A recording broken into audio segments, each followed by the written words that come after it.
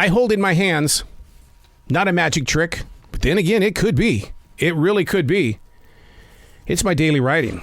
In fact, in the studio that I sit, my daily writing for the past 29 years is a huge, huge part of my tools, because I believe the energy of those 29 years, it has to be present in everything that I do, because I believe that creativity is an addiction. And if I am addicted to it, that source of flow has got to be present.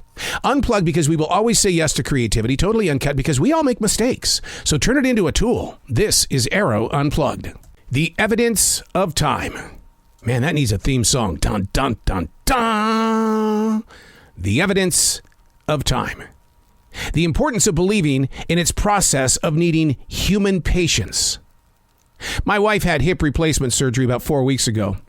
In her eyes, the incision isn't healing fast enough, whereas what I see is how incredible the doctor did. How much of our world is so incredibly divided, not always in a bad way, but in a manner of, you just don't understand. Lord knows I've used that line many times. You just don't understand. Instead of taking the time to help someone understand your experiences, it always seems easier to say, you just don't understand. When I receive such a reply, my personal comeback is very simple. I don't understand. You're absolutely right. But what I would love for you to do is to teach me to understand.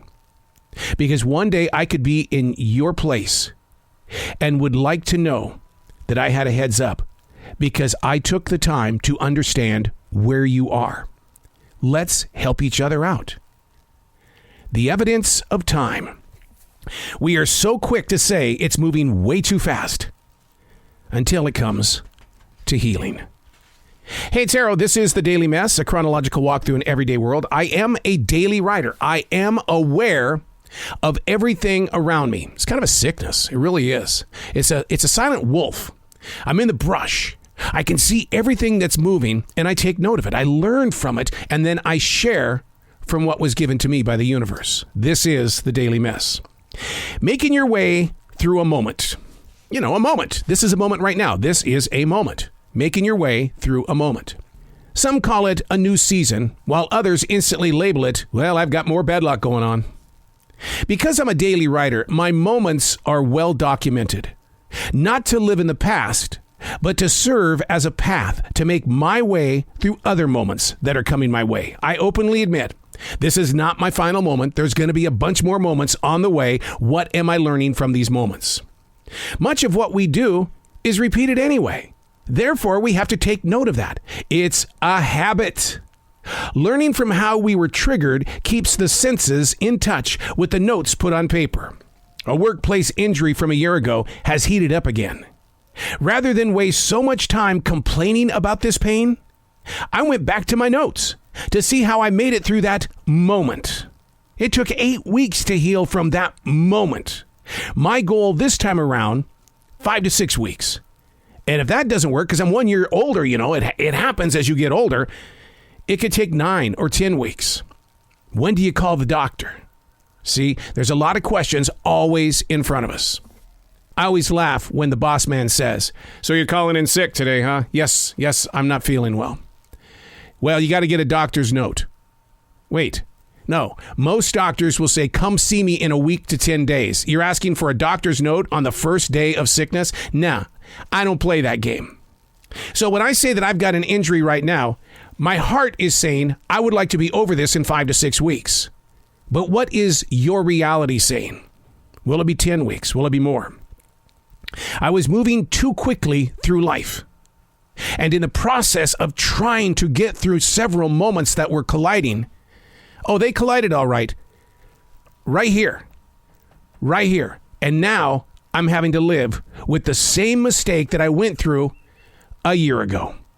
It's habits. It was like when I had my heart attack in July of 2009. The cardiologist looked at me and he said, you're going to have to change your diet because you've got way too much cholesterol going on in your family tree. You've got to change. And I said, I'm going to, because I don't want this to ever happen again. And he goes, well, that's going to last about 7 or 8 weeks. And then you'll be back to your old habits of eating.